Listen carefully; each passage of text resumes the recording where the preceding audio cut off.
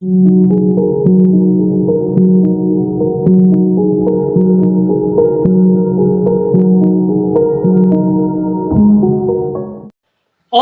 इसी जीत के साथ आप कह सकते हैं कि नेपाल और यूएसए ने अपना ओडीआई स्टेटस जो है जी हाँ वो बचा लिया है। सबसे इम्पोर्टेंट बात कि यूएसए ने भी नेपाल के साथ साथ अपना ओडीआई स्टेटस जो है वो रिटेन कर लिया है और अब जो जिनके पास कंफर्म ओडीआई स्टेटस रहेगा इस क्रिकेट वर्ल्ड कप लीग 2 में वो टीम्स हो गई है स्कॉटलैंड, ओमान, नामीबिया, नेपाल और यूएसए। जी हाँ अभी तक के लिए ये 5 है। और अगर बात करें यहाँ पर यूएई के लिए तो डेफिनेटली उनका ओडीआई स्टेटस अब चला गया है पूरी तरह से डेंजर में अलॉन्ग साइड पीएनजी के, क्योंकि अब उनको प्लेऑफ में जाकर इस रेस में वापस आना होगा।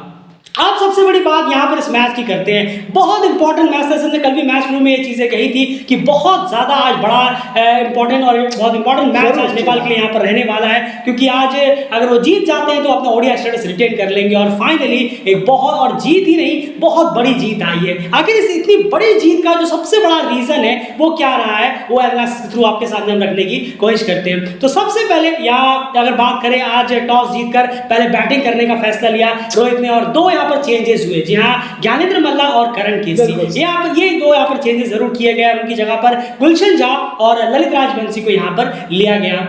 और सबसे पहले यहाँ पे बात करें अगर नेपाल ने पहले बैटिंग की है सबसे पहले फेस बाय फेस हाल यहाँ पर जरूर जान लेते हैं। जरूर देखिए पहले फेस की बात करें पावर प्ले 1 की तो यहाँ पर 33 रन नेपाल ने जोड़े और 3 विकेट यहाँ गंवाए 1 से 10 ओवर के बीच में। वहीं पर दूसरा फेस जब शुरू हुआ यानी कि पावर प्ले 2 11 से 40 ओवर का, वहाँ पर टीम ने 138 रन जोड़े 138 और 2 विकेट सिर्फ वहाँ पर गंवाए। बेहतरीन यहाँ परफॉर्म किया इस मिड फेस में। वहीं तीसरे फेस में अगर पावर प्ले 3 की बात करें तो यहाँ पर टीम ने 41 टू 50 ओवर की तो यहाँ पर टीम ने 77 रन जोड़े और 5 विकेट टीम ने गंवा दिए। 77 रन जोड़कर टीम 5 विकेट यहाँ पूरी गंवा दी और ऑल आउट हो गई टीम।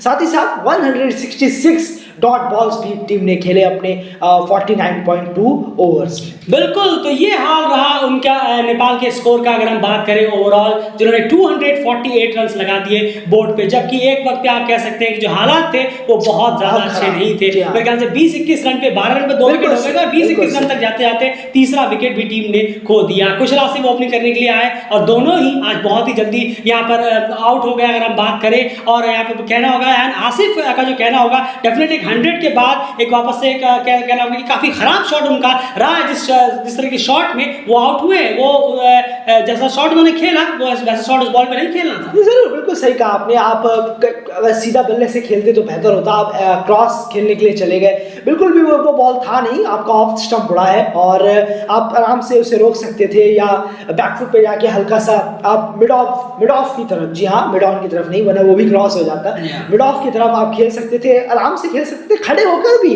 जहाँ खड़े थे वहीं खड़े होकर रोक। आपने खुद ही कितनी बॉलें ऐसी रोकी होंगी, पर क्रिकेट है हो जाता है। लेकिन उम्मीद करेंगे कि ऐसी गलती आपसे ज्यादा ना हो क्योंकि आप टॉप ऑर्डर के प्लेयर हैं और बहुत सिली मिस्टेक था जो हुआ था। बिल्कुल वही बात करें अगले बैट्समैन की कुशल भुरतेल की। जी हाँ, तो वहां पर वो एलबीडब्ल्यू के शिकार हुए और एलबीडब्ल्यू डेफिनेटली कहना होगा कि वहां पे भी स्वीप से बचा जा सकता है। डेफिनेटली वहां स्वीप शॉट ना खेलकर अगर आप सीधे बल्ले से खेलते तो वहां पे भी आप एक अच्छी लंबी इनिंग वहां पर खेल सकते थे। डेफिनेटली वो एलबीडब्ल्यू थोड़ा बहुत कंसर्न जरूर था कि वो था नहीं था, लेकिन ओवरऑल अंपायर ने दे दिया तो एक बार आपको ऑफ द फील्ड तो जाना ही होगा। लेकिन वो स्वीप शॉट से बचा सकते थे। उससे 1-2 बॉल पहले ही हमने देखा जब वो स्वीप खेलने के लिए गए तो जो फाइनल जो कैच जो है वो खड़ी हो गई थी, लेकिन इतना लकी रहे कि काफी दूर गिरी तो उतना फील्डर जो है पहुंच नहीं पाए, लेकिन वहां पर एलबीडब्ल्यू होगा। उसके बाद यहाँ पर 1 डाउन कुशल मल्ला है। जैसे कि हमने कल भी मैच में कहा था कि कुशल मल्ला की डाउन को लेकर डेफिनेटली एक सेटलमेंट जरूर रखनी होगी कि उन्हें किन डाउन भेजना है नहीं भेजना है। पिछले 3 मैचों से वो लगातार इस डाउन पर आ रहे हैं और कुछ खास अभी तक इतना कर नहीं पाए। मतलब 130 आई है, उसके बाद बैक टू बैक 2 फ्लॉप हुए हैं। पिछले मैच में 2 रन और इस मैच में शायद 9 रन के आसपास वो आउट हुए हैं। तो ये थोड़ी देखने वाली बात है। अब मैनेजमेंट को कोच और कैप्टन को कहीं ना कहीं सोचना है कि कौन से डाउन पर उन्हें सही से फील्ड बिठाया जहां पर उनका सबसे ज्यादा यूटिलाइज किया जा सके। उसके बाद यहाँ पर एंट्री हुई कैप्टन रोहित पटेल और भीम शार्की की। इस छोटी सी पार्टनरशिप को लेकिन बहुत इंपॉर्टेंट रही, इसे आप किस तरह से देख रहे हैं? नहीं जरूर बहुत बेहतर पार्टनरशिप रही है ये, और इसने एक बहुत अच्छा एक जो मिडिल ऑर्डर जो जिसे हम कहते हैं कि मुसीबत से निकालने वाला ऑर्डर होता है ये टीम को, और एग्जैक्टली उन्होंने ये किया भी, बहुत अच्छा काम किया कि वहाँ पर एक 50 रन की पार्टनरशिप लगाई भीम और रोहित ने, जो कि बहुत ज़्यादा ज़रूरत थी। अगेन अगर वो सेम कहानी हो जाती, कुछ टीम में चेंजेस दिखने चाहिए कि कुछ प्लेयर रिस्पॉन्सिबिलिटी ले रहे हैं, कुछ अच्छे प्लेयर टीम में आप ले रहे हैं तो वो खेल पा रहे हैं, यानी वो अपने लिए अपनी जगह बना पा रहे हैं, यानी या मुफ्त की रोटी तो नहीं तोड़ रहे हैं टीम में आके। ये ज़रूर दिन ब दिन और क्लियर होता चला जा रहा है कि नहीं, टीम वाकई बेहतर हो रही है, हर डिपार्टमेंट में धीरे धीरे काफ़ी चीज़ें हैं जो बेहतर वाकई में हो रही है। आज वो उसका एक झलक जो है हमें देखने को मिली मिडिल ऑर्डर में। शुरुआत इतनी ज़्यादा खराब हुई तो यहाँ पर जो हमें देखने को मिला था, हमने पहले भी नेपाल में देखा था ये बैटिंग में कि 22 पे 3 है तो टीम 150 के अंदर अंदर पैकअप हो जाती है, 160 को चेज नहीं कर पाती है। लेकिन यहाँ पर अब चीज़ें कुछ बदली हुई सी नजर आ रही है। यहाँ पर ये कहानी अलग है, चौथे विकेट के लिए आए, आपने 50 रन की पार्टनरशिप लगाई, ज़रूर वो शॉट खराब था, जो उस वक्त वो खेलने का शॉट नहीं था जो आपने खेला, आपने मारा सीधा उठाकर, वो लॉन्ग ऑन की तरफ गया, वो कैच सीधा उन्होंने हाथ में पकड़ा, वो शॉट बचा जा सकता था। आप और अगर अपने आप को 50 रन की पार्टनरशिप, यहाँ डेली क्रिकेट बुरा नहीं कह रहा है, ज़रूर कह रहा है कि आपने एक अच्छी पार्टनरशिप लगाई, लेकिन और हो सकता था, वो आप ही की गलती की वजह से छोटी पार्टनरशिप रह गई, वरना वो बड़ी होती तो इसमें कोई दोहराई नहीं था। लेकिन जो भी हुआ बहुत बेहतर पार्टनरशिप हुई चौथे विकेट की अगर हम बात करें। बिल्कुल, तो उसके बाद फिर ज्वाइन किया, जी हाँ, उससे भीम के आउट होने के बाद आरिफ ने यहाँ पर ज्वाइन किया, और जो उनसे एक्सपेक्टेशन थी लगभग उसी तरह की इनिंग उन्होंने वहाँ पर बिल्डअप की रोहित पुड़ैल के साथ। एक बेहतरीन 43 रन की इनिंग रही। सबसे इंपॉर्टेंट रहा कि उन दोनों के बीच में एक पार्टनरशिप रहा, जो भीम और रोहित ने एक प्लेटफॉर्म दिया कि चलिए अब इस टीम का जो 20 पे 3 करीब थे उसे वो ले आकर 70 के आसपास ले गए, और उसे आरिफ और रोहित पुड़ैल की पार्टनरशिप मेक श्योर किया कि इसे हम 150 के आसपास लेके जाने की पूरी कोशिश करते हैं, और वही दोनों ने मिलकर किया भी। एक बेहतरीन इनिंग वहां पर रही है। और उसके बाद रोहित अनफॉर्चुनेटली अपना शतक नहीं कर पाया, 77 पे आउट हो गए। लेकिन उसके बाद जो इनिंग्स आई है गुलशन की आई है, और उसके बाद फिर गुलशन को भेजा गया, और उसके बाद दीपेंद्र सिंह ऐरी को। पिछले मैच में भी आए दीपेंद्र सिंह ऐरी को, मेरे ख्याल से काफी लेट वो आए थे, क्योंकि जो ऊपर के बैट्समैन थे उन्होंने काफी ज्यादा ओवर्स निकाल दिए थे, तो उनके लिए एक प्लेटफॉर्म सेट था। लेकिन अनफॉर्चुनेटली पिछले मैच में वो रन आउट हो गए थे, 3 बॉल में 7 रन लगा चुके थे। लेकिन आज उनके पास बल्लेबाजी का मौका था, और जैसे कि क्रिकेट लगातार कहता है कि दीपेंद्र सिंह ऐरी से एक कंट्रीब्यूशन बैट से लेने का एक बहुत बेहतर तरीका होगा कि वो जितने ज्यादा कम ओवर्स या कम डिलीवरीज के लिए आए उतना ज्यादा बेहतर रहने वाला है। और आज लगभग 37-38 ओवर में मेरे ख्याल से वो बैटिंग करने के लिए आए थे, और उसके बाद जिस तरह की इनिंग उनकी रही है, तेज तरह उन्होंने रन निकाले, स्ट्राइक रेट आप उनका देखिए, लगातार उन्होंने शॉट्स खेले, और एक इंपॉर्टेंट कंट्रीब्यूशन टीम के लिए लगा दिया। बहुत अच्छे, और गुलशन झा के साथ बहुत बेहतरीन बल्लेबाजी की उन्होंने। गुलशन झा ने भी बहुत शानदार बल्लेबाजी की है नीचे आकर, और लोअर ऑर्डर में टीम मिडिल ऑर्डर और लोअर ऑर्डर दोनों ने बेहतरीन कंट्रीब्यूशन किया है आज अगर हम देखें। और दीपेंद्र सिंह ऐरी ने जिस तरीके से लेट आकर हिटिंग की, लेट आकर रन्स बनाए, ये बहुत पॉजिटिव है और बहुत पॉजिटिव साइन है टीम के लिए कि अगर उनको टीम अगर थोड़ा सा अपना विकेट जो है वो देर से गिराए, बैट्समैन अपनी जिम्मेदारी समझे, अच्छी तरह बल्लेबाजी करें, जो एक्चुअल में वो प्लेयर है उसकी वैल्यू तब पता चलेगी। जो दीपेंद्र सिंह ऐरी कर सकते हैं, 10-12 ओवर का उनका काम है। अगर आप सोचेंगे 15, 20, 25, कई बार हम बोल चुके हैं, 50 बार बोलने से कोई फायदा नहीं है। आज उन्होंने वो जरूर बेहतर किया है। आप पहले भेज रहे हैं, बहुत पहले आकर फिर आप आउट हो जा रहे हैं 5-10 रन। बिल्कुल, और ये मिडिल ऑर्डर को मेक श्योर करना होगा कि ओवर्स को निकाले, ताकि जो हमारे लोअर ऑर्डर, खासकर दीपेंद्र सिंह ऐरी और लोअर ऑर्डर के बैट्समैन है, वो सच में लोअर ऑर्डर में आए। ये नहीं कि लोअर ऑर्डर हर बार 12वें ओवर 15वें ओवर में आ रहा है, तो ये कहीं ना कहीं मेक श्योर करना होगा मिडिल ऑर्डर के बैट्समैन, जो आज टॉप ऑर्डर को भी, जो आज कहीं ना कहीं मिडिल ऑर्डर ने जरूर किया। और दीपेंद्र सिंह ऐरी को वो प्लेटफॉर्म मिला जो प्लेटफॉर्म से उनकी तरफ से कंट्रीब्यूशन निकाला जा सकता है, ऐसा कम से कम मिडिल क्रिकेट को लगता जरूर है। और आज वो निकला, और है गुलशन झा की इनिंग काफी बेहतर रही है। नहीं, बहुत अच्छी रही है, कहना होगा। अभी इनको टीम में इंक्लूड किया, फिर इन्होंने रन्स किए, तो अच्छी बात है। आपको जब भी मौका मिले इसी तरह आप बस रन्स करते रहिए। जरूरी नहीं है आपको 50 शतक मारने हैं, ये करना है वो करना है, 6 पे 6 छक्के मारने हैं, बिल्कुल नहीं, बस साथ देना है। अगर कोई आपसे टॉप ऑर्डर से कोई प्लेयर आ रहा है देर से खेलते हुए, तो उसका साथ दीजिए। कोई नहीं है तो फिर हाँ, आपको रन्स करने की जरूरत है, टीम को एक बेहतर पोजीशन पे ले जाने की जरूरत है, जो आज आपने बहुत बखूबी किया है। बिल्कुल, और उसके बाद कहीं ना कहीं काफी ज्यादा आप कह सकते हैं कि लगातार जो विकेट्स वो गिरते चले गए, पूरी टीम जो है वो ऑल आउट हो गई, और संदीप सोमपाल वगैरह सारे के सारे प्लेयर जो है वो ऑल आउट विकेट जो है अपना देकर चले गए यहाँ पर। लेकिन फिर भी उससे पहले मेक श्योर कर दिया था मिडिल ऑर्डर और लोअर ऑर्डर ने कि एक बहुत ही बेहतरीन टोटल जो है वो यूएई के सामने रहने वाला था, और 200 पार होते ही यूएई की ऑलरेडी सरदर्द होने लगा था, क्योंकि अब जैसे मैं आपको पिछले एनालिसिस में कहा कि लगभग 1 साल से यूएई ने कोई भी 200 प्लस का सक्सेसफुल चेस किया नहीं है, तो इतना आसान है यहाँ पे भी नहीं होने वाला था, खास करके ट्रैवल कर अगर आप टूर पे हैं और खास करके इतने ज्यादा क्राउड्स के बीच में, और काफी बेहतर यहाँ पर बॉलिंग यूनिट भी रहा। तो यार यूएई की बॉलिंग की यहाँ पर अगर हम बात करें यहाँ पर, तो सबसे इंपॉर्टेंट फैक्टर आज जो कल मैच में भी कह रहे थे कि आपको दोनों ओपनर्स को यहाँ पर निकालना बहुत ज्यादा जरूरी है, जल्द से जल्द, जो उन्होंने बखूबी काम यहाँ पर जरूर किया और दोनों ओपनर्स बहुत सिस्टम चले गए। इससे होगा कि मिडिल ऑर्डर पे प्रेशर आएगा और वो प्रेशर हमें दिखा भी क्लियर दिखा, क्योंकि जो अगर आप शुरू का फेज देखेंगे दोनों ओपनर्स आउट होने के बाद जो जब भीमशार की आउट हुए तब तक जो है बहुत सारे ओवर्स निकल गए थे और बहुत स्लो स्कोरिंग था नेपाल का।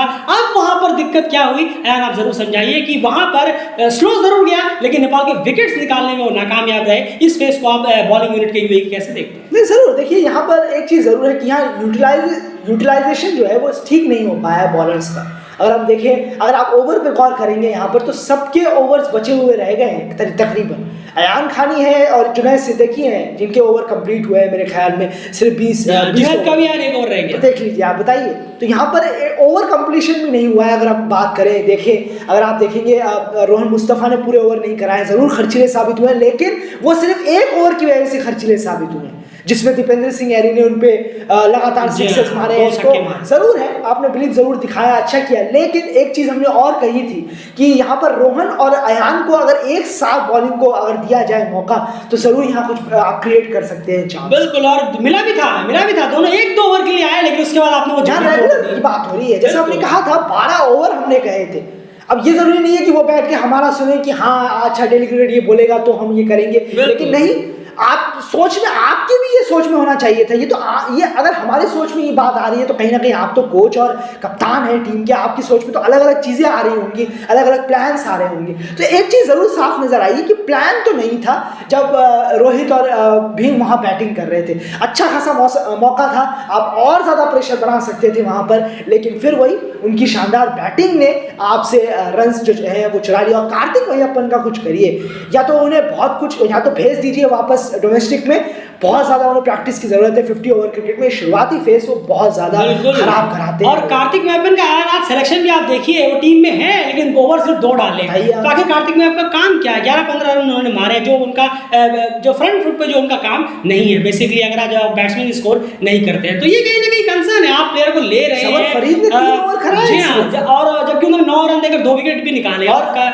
माफ कीजिएगा आर्यन लाकड़ा ने भी पूरे ओवर नहीं कराए। बिल्कुल, तो ये थोड़ा समस्या पर है, आखिर बात क्या कप्तानी में भी दिक्कत है? हाँ, शायद नहीं, समझ में ही नहीं आ रहा था कि किसके ओवर बचे हैं। मेरे ख्याल से वो काउंट नहीं कर रहे थे। कप्तान हमेशा ओवर पूछ के चलता है अपने बॉलरों से कि आपके ओवर कितने बचे हैं, आपके ओवर कितने बचे हैं। लगता है उन्हें आइडिया ही नहीं था कि वो जरा पूछे कि जुनैद के कितने हैं, जहूर के कितने हैं, रोहन के कितने हैं। पता नहीं, ये थोड़ा अजीब लगा, ये प्लान थोड़ा अजीब लगा।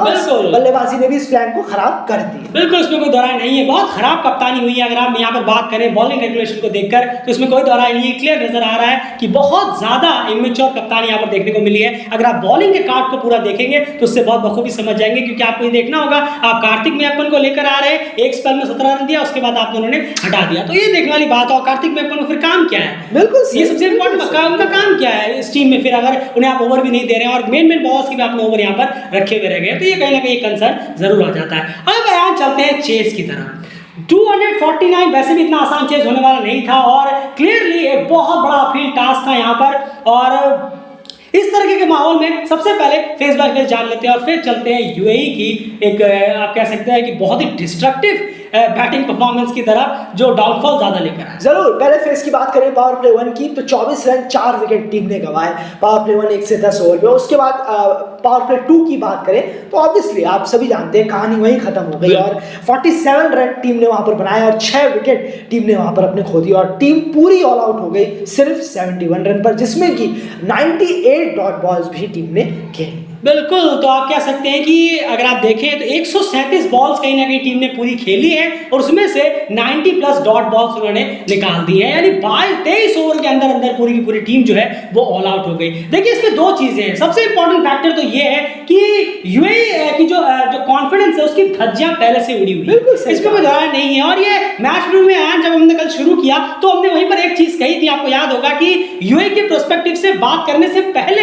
एक लाइन हमने वहां पे कही कि अगर यूएई एज अ टीम आना चाहता है, एज अ यूनिट परफॉर्म करना चाहता है, अगर सच में कॉन्फिडेंस बूस्ट कर जीतना चाहता है, तो फिर आप यूएई के पर्सपेक्टिव से जरा आप सुनिए कि आगे क्या होने वाला है। ये सबसे इंपॉर्टेंट बात है। और कहीं ना कहीं जब 248 चेस करने के लिए वो आए और बॉडी लैंग्वेज उनका बता रहा था क्लियरली 2-4 बॉलों में ही कि डेफिनेटली पूरी तरह से ये बैकफुट पर नेपाल ने इन्हें धकेल दिया है, इसमें कोई दोहराई नहीं है। और आज ओपनिंग चेंज हुई, मोहम्मद वसीम का ये शायद ये लग रहा था कि मैं जरा ओपनिंग से हटूं, जरा बच के चलूं, क्या पता कुछ रन निकल आए। देखिए कि इस किसी भी चीज का जो रास्ता है ना, वो डर के निकलने नहीं वाला। अगर आप इस चीज से भागेंगे तो उसका हल जो है वो आप कभी नहीं निकाल सकते, आपको उसका सामना करना पड़ेगा, तब जाकर उसका सोल्यूशन निकलने वाला है। और आज यहाँ पर चेंज किया गया, विद्या अरविंद और आसिफ खान को भेजा गया है, और विद्या अरविंद मेरे ख्याल से 0 पे ही चलेगा। हाजिर यहाँ लगातार दूसरा अटैक है उनका ही। नहीं जरूर, और ये क्या शुरुआत हुई, क्या प्लान था, बहुत ही पुअर क्रिकेट हमें देखने को मिला है यहाँ पर। अच्छा विकेट है, उसका भी आप यूटिलाइज नहीं कर पा रहे हैं यूएई के प्लेयर्स। ज़रूर है, बहुत अभी थोड़ा सा अपने आप को रोकने की ज़रूरत है, खुद के गेम्स को। इस मैच के बाद तो ऑब्वियसली रुक ही जाएंगे क्योंकि उसके बाद तो है नहीं, लेकिन बहुत ज़्यादा काम करने की ज़रूरत है। प्लेयर्स चाहते क्या है, प्लेयर्सों की आखिर क्या डिमांड है, क्या है, क्योंकि ठीक तो नहीं है। जरूरी नहीं है कि हर हेडलाइन पेपर में छपकर आए तब लोगों को पता चले। जी हाँ, कुछ चीज़ें ऐसे ही पता चल जाती हैं टीम में, जरूरी नहीं है कि उसके लिए शोर शराबा होना जरूरी है। बड़ी बड़ी टीमों में भी ऐसे बहुत कुछ होते हैं, ईगो इश्यूज, जहां पता नहीं चलता लेकिन सब मालूम रहता है, उसे नजरअंदाज करते रहते हैं, कुछ नहीं है, लेकिन भैया बहुत कुछ हो जाता है। खैर, यहाँ पर भी ये चीज़ें बहुत गौर करने की है कि यूएई में चल क्या रहा है आखिर, कप्तान में, कोच में। और जब बात पे कप्तान बदल दिए जा रहे हैं, कोई टूर्नामेंट वगैरह हारते हैं तो समझ में आता है कि चलिए आप वर्ल्ड कप में नहीं पहुंचे, या आपने एशिया कप में नहीं पहुंचाया, 2-3 साल हो गए कुछ नहीं किया, तो आप हार रहे हैं। लेकिन प्लेयर्स इस तरीके का परफॉर्म कर रहे हैं रेगुलर बेसिस पे, जी हाँ, ये बड़ी हैरानी होती है कि अच्छा है। चलिए, अभी आपने कुछ टाइम एक रिकॉर्ड पहले आपने गिनाया था, मुझे अच्छी तरह याद है कि 3 बार 90 पे 2 थे, कुछ ऐसा स्कोर था यूएई का। 3 बार 90 पे 2 था, फिर अचानक से आके देखा तो 50-60 रन के अंदर पूरी टीम पैविलियन लौट। बिल्कुल। तो ये आगे चल क्या रहा है, और ये चीज़ें बढ़ती जा रही है अब धीरे धीरे, बहुत ज़्यादा अब कंसेक्यूटिव होती जा रही है। तो ये चीज़ें गौर करने वाली हैं। इसमें कप्तान कोच कुछ करे, कोच और बोर्ड कुछ करे। ऐसा परफॉर्मेंस, थर्ड क्लास परफॉर्मेंस भी नहीं है, उससे भी गिया गुजरा परफॉर्मेंस है अगर हम इसको देखेंगे। बिल्कुल, तो सारी चीज़ें बाद में होती हैं, लड़ाई झगड़ा, हीटअप द मोमेंट वगैरह, ये सब चीज़ें, ये सब तब अच्छी लगती हैं जब आप परफॉर्मेंस भी निकाल कर दे। एक तरफ से तो परफॉर्मेंस बहुत अच्छी आ रही है बात करें नेपाल की, लेकिन दूसरी तरफ से सिर्फ मेरे ख्याल से आप एक्शन ही हो रहे हैं, वॉर ऑफ वर्ड्स ही हो रहा है, लेकिन बल्ले से या गेंद से कुछ खास निकल कर नहीं आ रहा है। तो यकीन मानिए क्रिकेट में जुबानी जो है वो ज्यादा काम नहीं आता, एट द एंड आपको बल्ले या गेंद से ही कारनामा करके दिखाना होता है, जो नेपाल के जो प्लेयर्स हैं या बॉलर्स हैं वो बखूबी कर रहे हैं। लेकिन यूएई के बैट्समैन या बॉलर जो है वो सिर्फ एक्शन से ही ज्यादा कर रहे हैं, बैट और बॉल से कुछ खास देखने को नहीं मिल रहा। अब 71 रन पे ऑल आउट होने वाली ग्राउंड तो किसी भी सूरत में नहीं, इसीलिए हमने पहले आपसे कहा कि एज अ टीम आप खेल रहे थे, इस टीम की कॉन्फिडेंस की जो है वो धज्जियां बहुत बुरी तरह उड़ी हुई है, इसमें कोई दरार नहीं है, और वो लगातार बद से बदतर हालत होती जा रही है। 91 पे एक बार ऑल आउट होते होते टीम बची, जहां पर अयान ने बड़ी मुश्किल से मैच को जिताया, और आज एक और यहाँ पर हालात हुई कि अभी पीएनजी ने 97 पे आउट किया, और एक और अयान ये पिछले 10 दिन के अंदर, 10 मेरे ख्याल से 10-12 दिन के 15 दिन के अंदर आप कह सकते हैं कि ये 3 बार अंडर 100 यहाँ पर आउट होते हुए नजर आए हैं। और अगर आप चाहें तो यूएई क्रिकेट टीम का मोबाइल नंबर भी नोट कर सकते हैं, मैं यहाँ पर नोट कराता हूँ आपको, 0601621111। जी हाँ, ये नंबर, जी हाँ, आप चाहे तो मोबाइल नंबर मान ले, पीएनटी नंबर मान ले, लेकिन ये है बैटिंग स्कोर कार्ड। बिल्कुल जी हाँ, batting score card mobile number या पीएनटी नंबर की तरह नजर आ रहा है यूएई का। इस तरह की बैटिंग यहाँ पर हुई है। बॉलिंग डिपार्टमेंट नेपाल के जरूर चलेंगे, वहां भी बात जरूर करेंगे, लेकिन एंड यहाँ पर अगर हम बात करें, मोहम्मद वसीम क्या सोचकर नीचे आए और क्या सोचकर वापस चले गए? ये बात तो बिल्कुल, क्या सोच रहे थे वो कि डाउन चेंज करने से किस्मत बदल जाएगी? नहीं, ये तो अजीब सा सोच है टीम में। आखिर आपने रिजवान को बाहर किया है तो रिजवान ऑब्वियसली पुअर खेल रहे हैं, बिल्कुल वो सही है। आप बाहर करें, कुछ भी करें, आप लीडर हैं, लेकिन कम से कम ये तो सोचिए कि ये परफॉर्मेंस, उनको हटाने के बाद भी आप यही परफॉर्मेंस कर रहे हैं, सेम कंटिन्यूसली सबकी तरफ से ये परफॉर्मेंस है। रोहन मुस्तफा, आप बोल रहे हैं इतना ज़्यादा, चलिए बोलिए, अच्छी बात है, क्रिकेट में थोड़ा एडिशन भी होना चाहिए, लेकिन थोड़ा सा परफॉर्मेंस भी होना चाहिए। पहले परफॉर्मेंस होना चाहिए। बाद में वर्ड्स, तो ये सबसे इंपॉर्टेंट बात है। अब रोहन मुस्तफा इतने एक्सपीरियंस है, अब उनके बारे में क्या कह सकते हैं, वो भी कहीं ना कहीं पूरी तरह से आउट ऑफ कलर यहाँ पर नजर आए हैं। और यहाँ बात करें वृत्या अरविंद की, जिनके ऑलरेडी 1,000 रन हो चुके हैं यूएई के लिए, काफी उन्होंने सेंचुरीज लगा रखी है, उनका बल्ला भी पूरी तरह से फ्लॉप है, लगातार दूसरा डक यहाँ पर गया है। और एन बॉल डिपार्टमेंट की बात यहाँ पर जरूर करेंगे, एन ने थोड़ी बहुत कोशिश जरूर की, 29 रन जरूर बनाए, लेकिन वो भी बहुत ज्यादा नाकाफी रहा। और उसके बाद जब आप पूरी की पूरी टॉप ऑर्डर, मिडिल ऑर्डर सब अगर फेलियर हो रहे हैं, चलिए टॉप ऑर्डर आपका फेलियर हुआ, वो तो नेपाल का भी फेलियर हुआ, लेकिन देखिए मिडिल ऑर्डर ने किस तरह से खड़े होकर परफॉर्मेंस किया। और ये होता है captain from the lead from the front का एक बेहतरीन एग्जांपल जो रोहित पुडल ने आज करके दिखाया। जब टीम बहुत ज्यादा मुश्किल में थी, तब भीम तो साथ में थे, लेकिन उन्होंने कैप्टन ने दूसरा छोर संभाल के रखा, जहां पर उन्होंने सिर्फ एक के साथ नहीं बल्कि दो प्लेयर्स के साथ पार्टनरशिप करने की कोशिश की, पहले भीम के साथ और फिर आरिफ के साथ, और खुद भी एक 77 रन की इनिंग खेलकर टीम को एक बेहतर टोटल और बॉलर्स को एक अच्छा प्लेटफॉर्म देकर चले गए, क्योंकि बॉलर्स को उस वक्त नहीं पता था कि ये जो सामने हमारी 11 लड़कों की जो फौज है यूएई की, वो 71 रन के अंदर पूरी की पूरी सरेंडर करने वाली है। तो ये हाल रहा आज बैटिंग यूनिट का। और यहाँ पर उसके बाद बात करें रोहन मुस्तफा की, उसके बाद जो डेब्यूटेंट रहे, चलिए इनके बारे में अभी बात नहीं करेंगे, डेब्यू मैच था इनका, 14 रन उन्होंने खेले हैं, 2-4 मैच इनके जाए तब इन पर जरा बात होगी, और उसके बाद फिर फॉर्मेलिटी भर ये मैच में बचा। अब आज सीधा मुझे लगता है कि क्योंकि बॉलिंग का मोबाइल नंबर कार्ड ज्यादा नजर आ रहा है, तो बॉलिंग डिपार्टमेंट की तरफ चलना बेहतर होगा, क्योंकि यूएई की जो बैटिंग है कि हालात है उसका क्लियर समझ में आ रहा है, काफी बार ये बात हम कर चुके हैं। एंड बॉलिंग डिपार्टमेंट की अगर हम बात करें तो ललित राजवंशी यहाँ पर शुरू में बॉलिंग कराने के लिए आए, और डेफिनेटली एक अच्छा वहाँ पर मोमेंट रहा। सबसे पहले ललित राजवंशी का स्पेल मैं जानना चाहूंगा, और एक अच्छी चीज रही कि जैसे ही आरएन लाकड़ा वहां पर आए, तुरंत दीपेंद्र सिंह हैरी को लगाया गया, जो कि मैच शुरू में कल ये पॉइंट आउट किया था क्रिकेट ने कि आरएन लाकड़ा के सामने अगर आप दीपेंद्र सिंह हैरी को लगाते हैं तो डेफिनेटली एक प्रॉफिट रहेगा, और वो आए, उन्होंने बोल्ड किया, और फिर उसके बाद जो ये चीजें बहुत आसान होती चलेगी। लेकिन सबसे पहले ललित राजवंशी का स्पेल आप किस तरह से देख रहे हैं? नहीं, आउटस्टैंडिंग स्पेल रहा है वाकई, एक ऐसे बॉलर तैयार हो रहे हैं। और एक चीज और मैं यहाँ पर जरूर कहना चाहूंगा इंपॉर्टेंटली, कि सबसे इंपॉर्टेंट बात कि ये फायदा होता है अगर आप दो स्पिनर्स को अपने साथ साथ टीम में लेकर चले। कभी कभी वो रन्स के लिए भी जा सकते हैं, लेकिन कम से कम तैयार तो होंगे।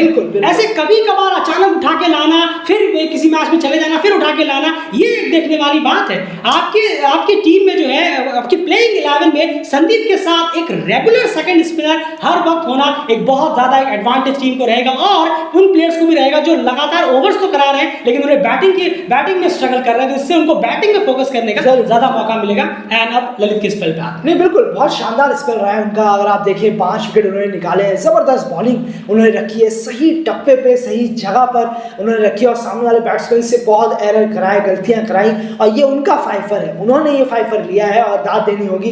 बेहतरीन लाइन और लेंथ पर उन्होंने बॉल रखी है, और इसी तरीके से उम्मीद भी थी कि ललित राजवंशी ने बहुत अच्छा परफॉर्म किया है, उन्होंने खराब किया नहीं है। शायद नाइबिया में भी वो गए थे, तो वहाँ पर भी उनका परफॉर्मेंस जो है वो बेहतर रहा था, लेकिन फिर वही कि एक स्पिनर के सोच में नेपाल रहता है हमेशा, लेकिन दूसरे के लिए नहीं जाता, जबकि दूसरे उनके पास है। ललित राजवंशी इतने अच्छे ऑप्शन आते हैं, और ज़बरदस्त आज उन्होंने बॉलिंग कराई है, वाकई शानदार है। और वो प्लान भी काम कर गया कि दीपेंद्र सिंह हैरी को वो लेकर आए आरएन लाकड़ा के सामने, उन्होंने एक विकेट लिया और बहुत अच्छा किया कि उसके बाद उन्होंने हटा दिया कम से कम।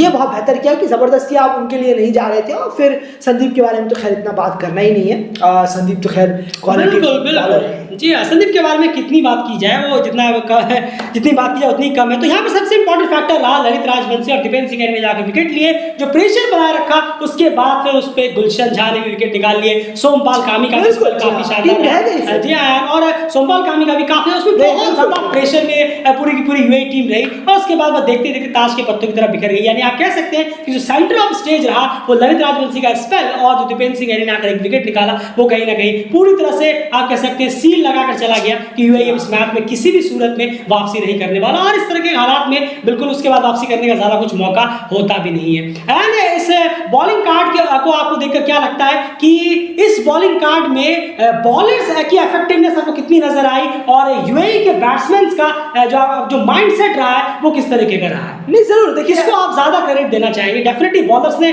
लेंथ सही रखी है, क्योंकि अगर आप हवा में इधर से उधर बॉल डालेंगे तो कोई भी बॉलर क्यों ना हो, विकेट नहीं मिलने वाला। लेंथ इंपॉर्टेंट है, और जो ललित राजवंशी ने आउटस्टैंडिंग आज रखी है, स्पॉट ऑन रखी है जहां पर उन्हें रखनी चाहिए थी। लेकिन बैट्समैन के लिहाज से अगर आप देखें तो उन्होंने कितनी गलतियां की हैं, जब नेपाल के बॉलर्स यहाँ बॉलिंग करा रहे थे? नहीं ज़रूर, देखिए बॉलिंग तो बहुत शानदार हुई है जिस लाइन और लेंथ पर रखी है, और विकेट्स बॉलर्स ने ऑब्वियसली निकाले हैं। जिस तरीके से परफॉर्म हुआ है इस पिच पर, ज़्यादा प्रेशर, जैसे ही 2-3 विकेट निकाले उसके बाद पूरा का पूरा प्रेशर आ गया। और कप्तान की भी दाद देनी होगी यहाँ पर कि उन्होंने तुरंत स्पिनर्स को लेके आए, उन्होंने सीधा स्पिनर से शुरुआत कराई, पेसर को सोमपाल कामी को भी उन्होंने लगाया। तो प्लान्स बहुत अच्छे चेंज किए, तुरंत फौरन वो दिमाग में अपने एक घड़ी चलाते रहे कि मुझे इनको यहाँ लेके आना है, ये बैट्समैन इनके सामने आए हैं। इसका सबूत है दीपेंद्र सिंह एरी को जब वो लेकर आए, तो ये बहुत अच्छा एक प्लान उन्होंने दिमाग में रखा। फिर गुलशन झा को लेकर आए, तो थोड़ा जितने लिमिटेड बॉलर्स थे उसी में उन्होंने चेंज भी किया। ऐसा नहीं है, देखिए अगर आप 22 ओवर में अगर आप देखेंगे